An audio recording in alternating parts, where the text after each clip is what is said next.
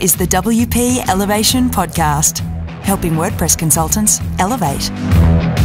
So I'm just a little bit nervous now because we're about to go and meet one of my web design heroes, Andy Clarke from Stuff and Nonsense. So here we go.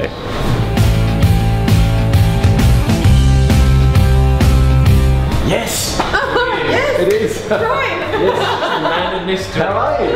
Lovely to meet you after all this time. In 3 dimensions. Thank you. Thanks, Jay.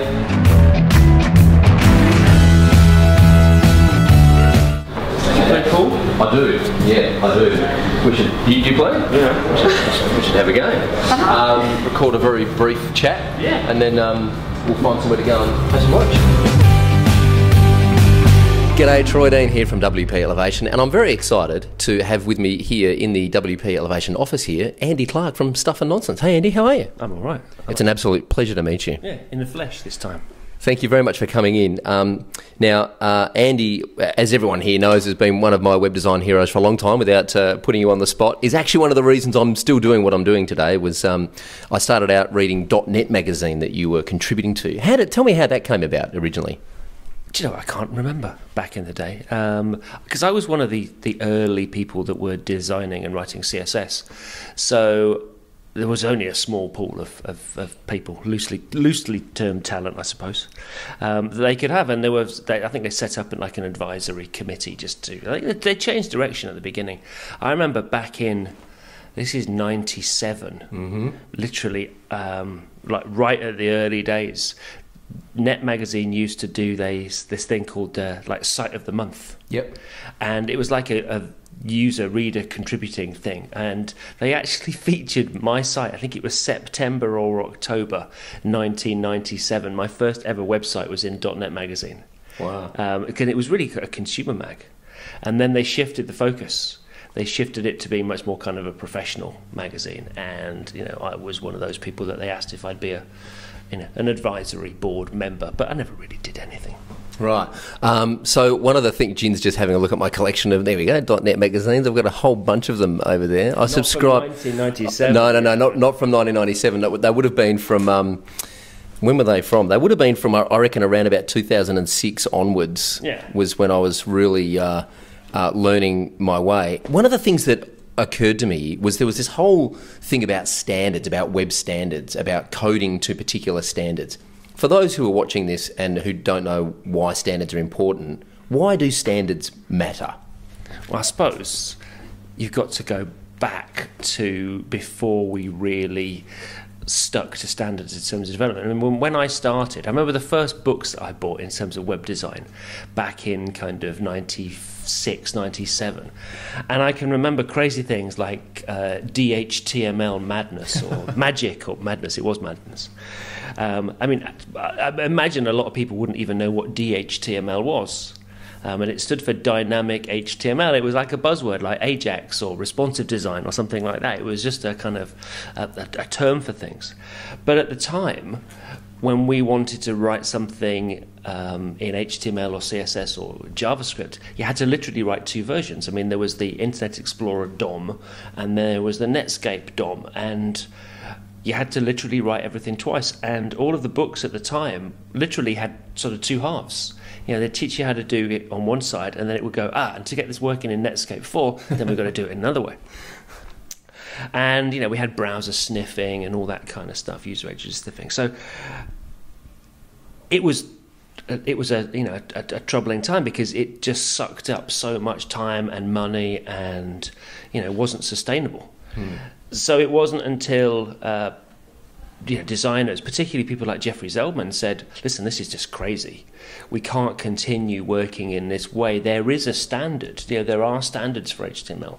There are standards for CSS and for JavaScript, and they happen to be W3C standards. Why don't we just literally sort of center development around those standards? And that's what happened. And if it hadn't have been for people like Jeffrey and other people at the Web Standards Project, we'd still be doing everything twice. Because all of the browser makers, they used proprietary standards almost like as business tools, you know, to get commercial advantage. Well, if you use this technology, your website will look much better in our browser than it does in another browser. And they use these things for competitive advantage. So that would be exactly where we'd be now if it wasn't for that. And I guess one of the advantages of standards too is when you're collaborating on a project, or if you take a project over that another developer's been working on, or another developer takes over a project you've been working on, if you're doing everything right and you're working to standards and commenting your code, it's much easier to take over a project than to try and reverse engineer what someone's done before you start. Well, that's the difference between what we think of as web standards in terms of HTML and CSS and JavaScript, and coding or professional standards. So, I mean, it's actually incredibly hard. Still, nobody really likes to take over a project that somebody else has worked on, because things aren't done quite your way, and you've got to spend quite a lot of time figuring out how somebody else has worked. And that's why, particularly in larger teams, it's really important to get those kind of internal standards down. My friend Harry Roberts, who's speaking at a conference here in Melbourne this week, he does consultancy just on managing CSS for large projects and large teams, because if you've got a lot of people working on the same code base, then how you write the CSS is really important. So tell us what you're doing out here in Australia. I mean, you're a long way from home, right? Yeah, we came here because it's the home of MasterChef. MasterChef Australia. That's the only reason we're here. You're not joking either, are you? Because we were just chatting with you and Sue about your love for MasterChef Australia. Why do you think it's the best MasterChef in the world? It is the best MasterChef in the world. I know it wasn't the first MasterChef, because it did come a long time ago. I think it was like in the 80s we had MasterChef. What was that guy called? Was it Lloyd Grossman that used to? It was, yeah, Lloyd Grossman, who was like a TV food critic that started MasterChef back in the, I don't know, the 80s or something. And then it disappeared and it came back in the format now. And the British MasterChef is just really mean. Right. You've got this literally pretty much the same format, but you've got a group of judges, one of which I think is Australian. Right. But they're just really horrible to the contestants. And it's not an interesting show to watch. It's like torture. So we've watched a few. We've watched a little bit of New Zealand MasterChef, but it's just a pale imitation of the Aussie version. Right. We caught an episode of South African MasterChef once. That was like things that people shouldn't eat. Right. It's like, what is that? No, we don't want to eat that. And then I just imagine, we haven't watched any others, but I can just imagine what other MasterChefs are like around the world. You can imagine what the Icelandic MasterChef is like. It's like, what are you cooking? Fish. Right? Or Canadian MasterChef would just be really boring, wouldn't it? Because, Canadians. I'm sure our New Zealand and Canadian counterparts will be commenting underneath this video with lots of feedback. And also, is there something about the Australian location that is appealing in the Australian MasterChef? Yeah, I mean, yeah, they do have nice locations. I mean, they moved, actually, it used to be filmed in Sydney, and I think it switched to Channel 10. How do I know all this stuff about an Aussie TV food programme? But they moved it, and they film it in Melbourne now. So you do get to see, different things. And they go out to places like Margaret River, where we've just been. So yeah, it's a great ambassador show. We learn everything that we know about Aussie culture from MasterChef and Neighbours. Right. That is frightening in itself, isn't it? Right. All right, so apart from MasterChef, you are actually out here doing some business, right? Yeah. Business kind of, yeah. We're here to speak at a conference and to do some workshops and teach some CSS. So what's the conference you're speaking at? I spoke at Respond in Sydney, which is Web Directions, John Allsop's Web Directions podcast. Conference. Last week in Sydney, which was a really, really good event. He had some great local speakers and a couple of really good international speakers, and me. Right.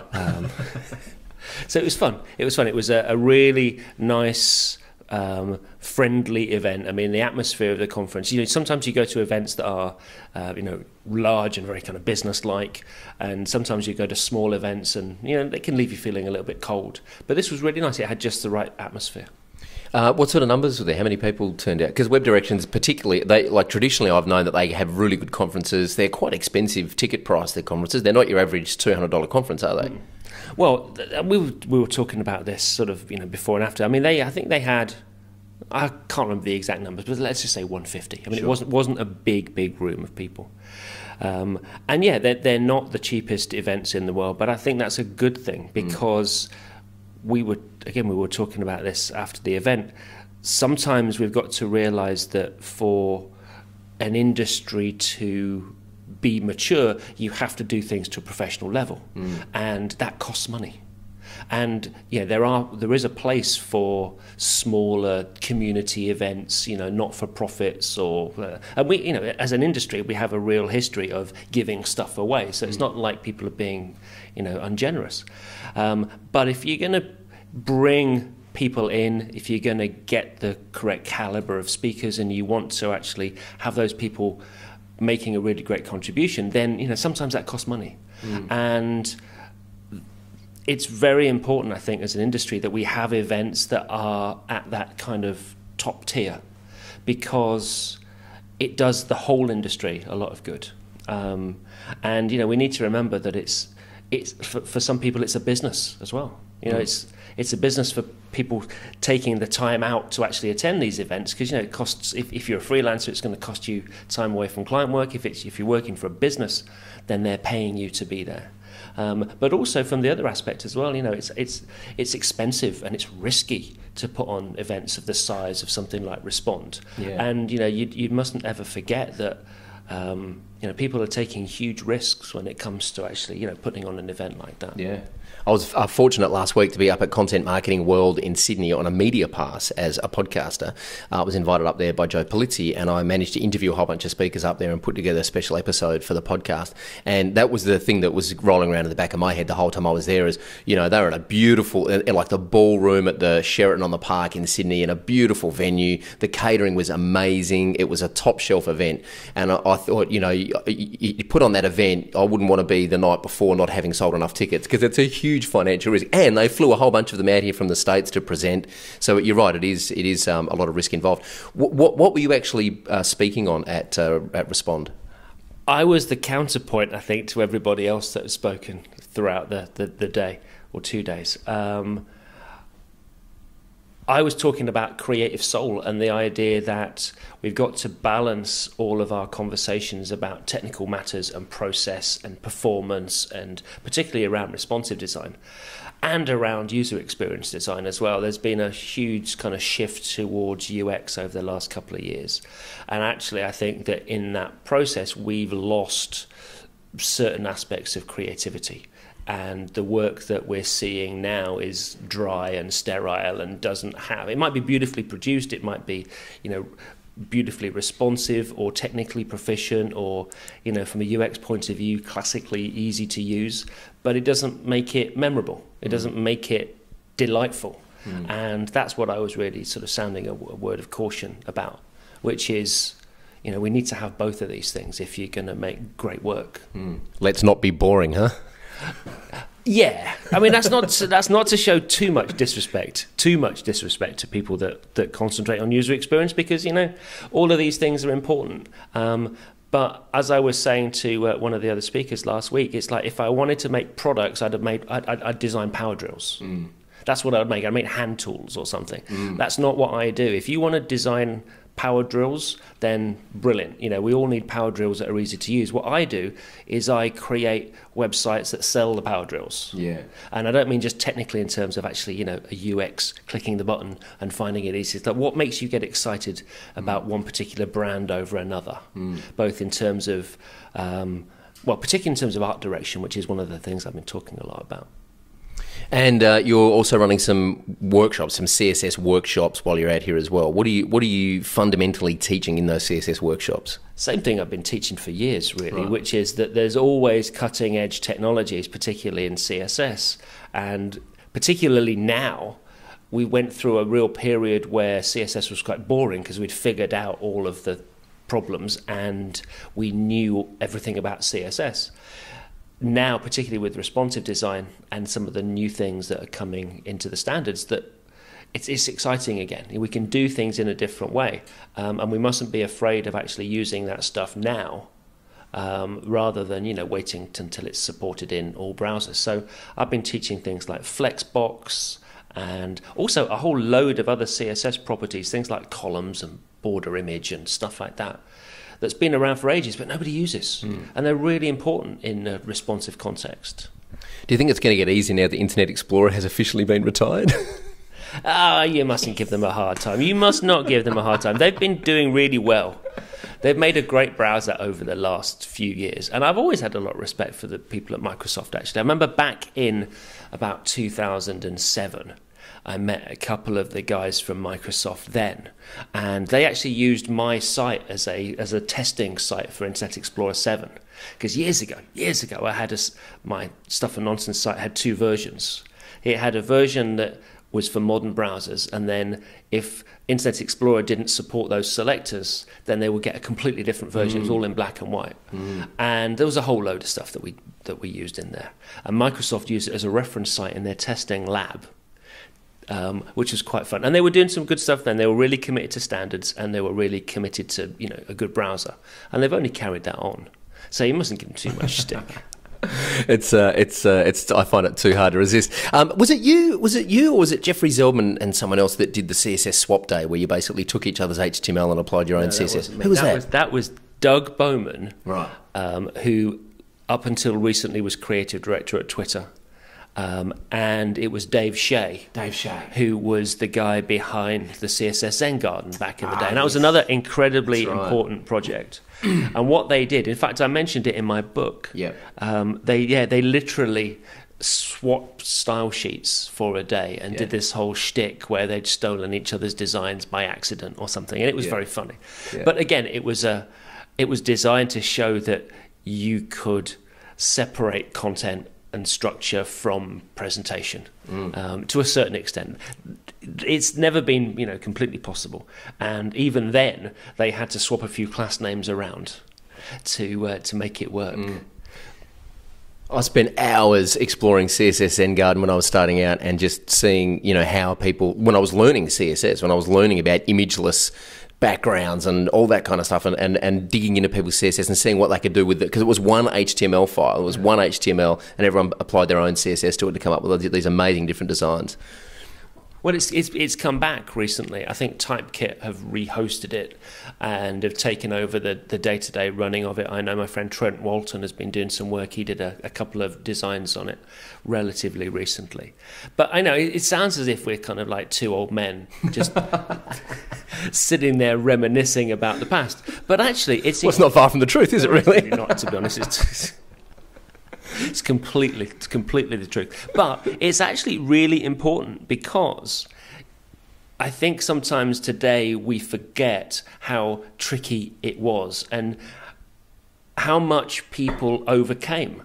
We look back at something like a List Apart magazine, and 10 years ago we were reading CSS articles which were about turning an unordered list into a series of tabs, which Doug Bowman wrote. Or there was Dan Cederholm, he did his faux columns article, which was basically, let's just take a transparent GIF or a graduated image and then just run it down a container. Which today you would think, well, why on earth is that a problem? What is that a solution to? But back then, it was solving a real problem. And without people like them, we wouldn't be doing the kind of the sort of CSS work that we're doing today. Okay, let's talk about the podcast. You're an avid podcaster. You put out a podcast. Is it every week? No, it's every 2 weeks now. Every 2 weeks. The weekly schedule was getting too much. Right. And who's your co-host again? I don't have a regular co-host now.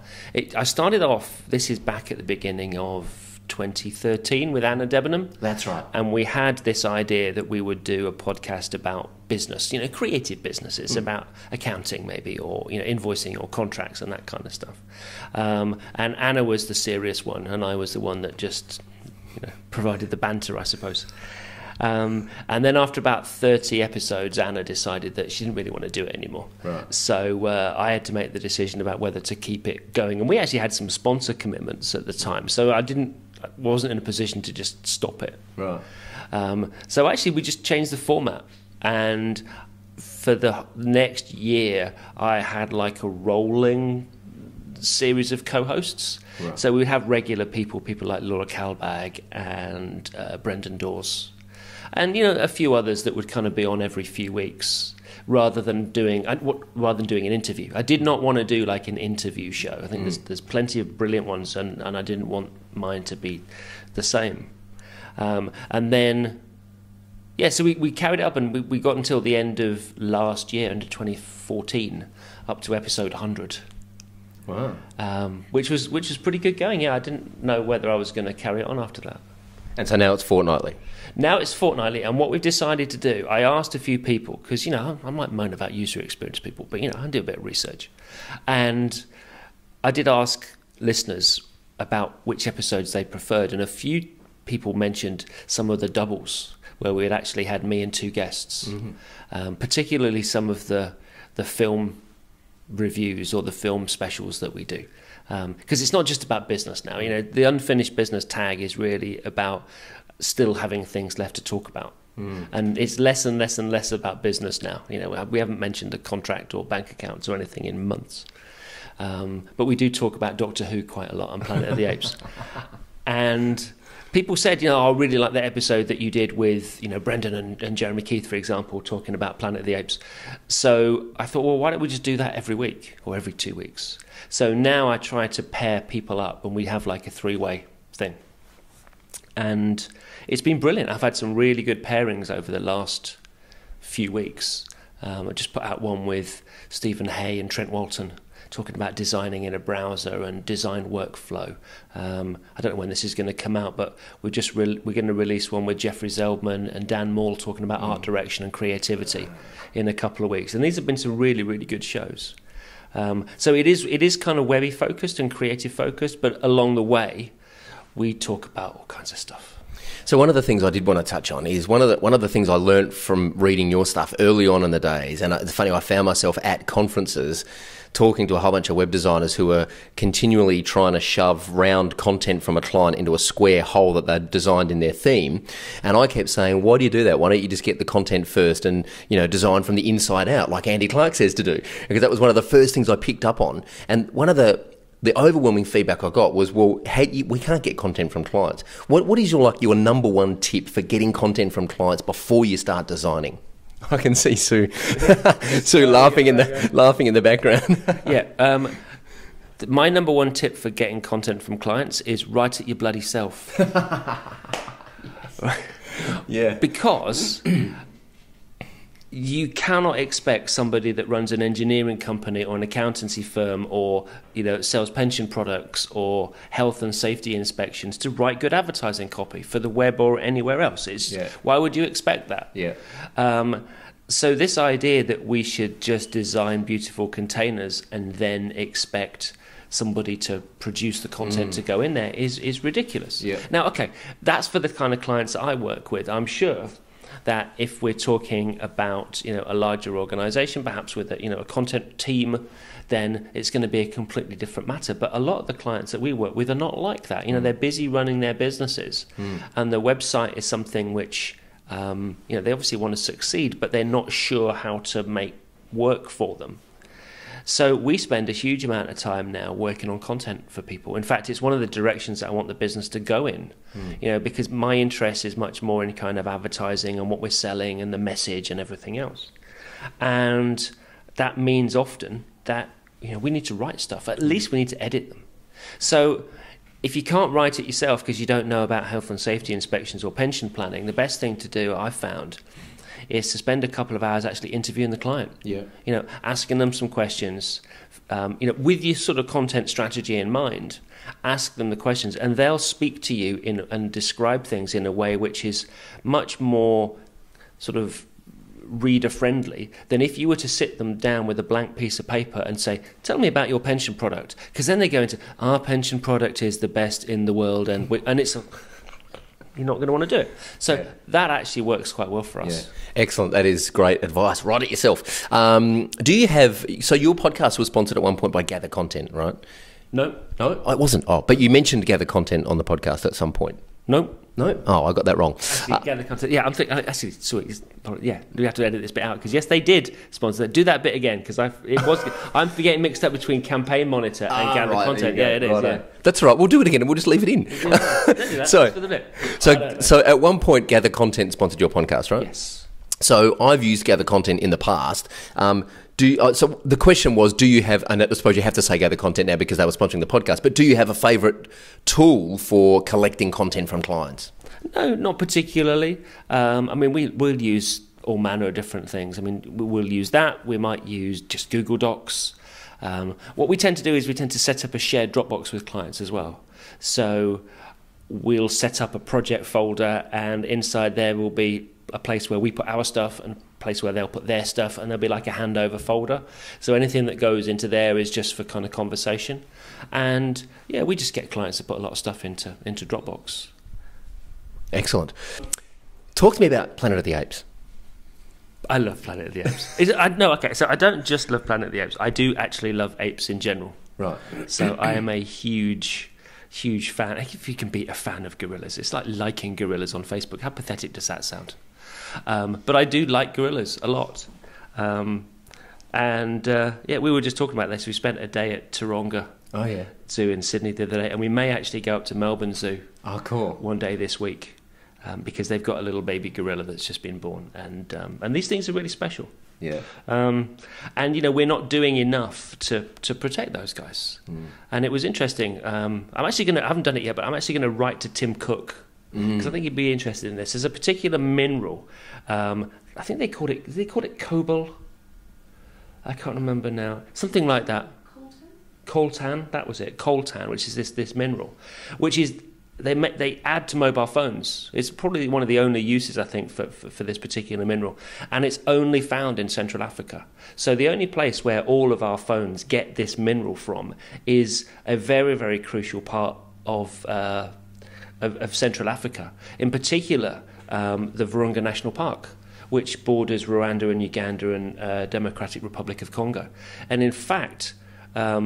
the Congolese government is talking about redrawing the boundaries of the national park to allow mineral rights and mining to happen inside the only place on the world where 800 mountain gorillas still live. Wow. I mean, how can that even be possible? I mean, surely there must be some way in which we can make mobile phones without this particular mineral. And I know that, they have these recycling programs at the zoo where they say, well, if you recycle your own phones, then we'll have less of a reliance on stuff they dig out of the ground. But we all know that shit's not going to work.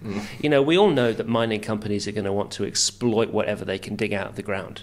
And it's very, very sad. And how people can actually even contemplate mining inside the only place in the world where these creatures exist is just beyond me. Well, it's a matter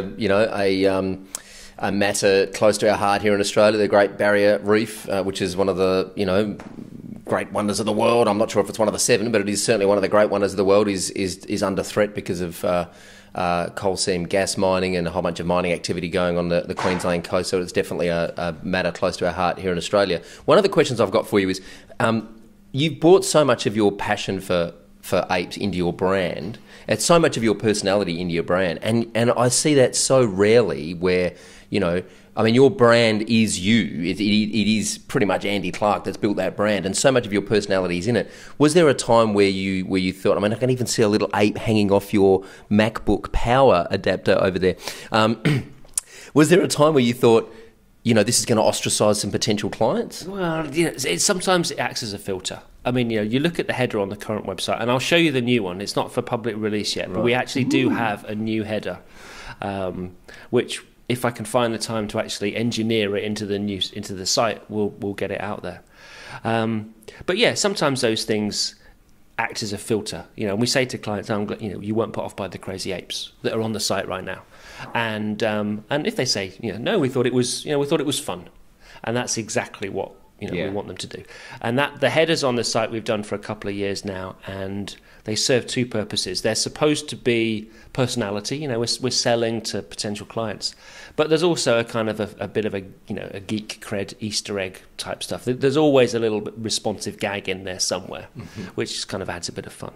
But I just think it's important to have personality. John Hegarty, who's one of the founders of BBH, Bartle Bogle Hegarty, the advertising agency, he said, your work's got to stand for something. It needs to have personality. And we don't really see that as much on the web. and I don't want to criticize other designers or other studios, but when you do look at a lot of portfolio sites, if I see another portfolio that features usually Apple equipment, where you're showing off a site on an iMac and a laptop and an iPad and a phone or whatever, I know that's a kind of a convention, guilty, or trope. So I just think it's important to have some personality, because the experience of working with somebody on a job is as important as the work that you get out the other end. In fact, if the experience isn't good, then you're not going to get good work. So I just think it's important to have that kind of personality. And I do worry sometimes that I don't want the brand to be just about me, because there are other people in the business. But it is what it is right now. I mean, I agonised about whether we would do Apes for the last header. And it's probably lasted a bit longer because we've been so busy. It's lasted a bit longer than I would normally have liked. Excellent. Well, I'm a big fan. Final question I have to ask. Have you ever had Paul Weller around for tea? No, and do you know what? I think he'd be a right grumpy bastard as well, to be honest. I've only ever seen Weller twice in concert. One was at the De Montfort Hall in Leicester in the UK in about 1979. I think it was on their last tour, and he stormed off at the end. He was playing with the Jam, and he stormed off like 2 songs before the end because something was up, and he wouldn't come on for an encore. And then my son and I, Alex, we saw him 2 or 3 years ago play in Manchester, and again he refused to come on for an encore, and he didn't speak to the audience between songs, and I just think he'd be a right moody git, to be honest. Brilliant musician, and I admire him immensely, but not one of those people that, when people say, who would you invite round for your perfect dinner party? Wouldn't include Weller. Not Paul Weller. No, wouldn't include Weller. Andy Clarke, thank you very much for stopping in while you're here in Australia. Pleasure, mate. Sound rolling, camera rolling. That's my little. That's your thing. There you go. That's it. Ready? 1, 2, 3. See, people are going to think that it's some kind of medieval slapping adventure. That's totally going to be the pre-roll for this show. Me and Andy Clarke just whacking our thighs. Who would you invite around to your perfect dinner party? See, this is in the Outtakes section. Yeah, that's right. There we go. Who would I invite round to my dinner party? I'm not really sure. What about John Lydon would be quite cool. Oh, yeah? Yeah. I reckon Morrissey could be a laugh, actually, out of context. Yeah. I reckon Morrissey could be a laugh. You better shake hands again because I might have talked over that last bit. Okay, Well, sure. it's all part of the Outtakes anyway. Andy Clarke, thanks for popping in. How many times do you have to do this? Thanks for popping in. Thanks for popping in.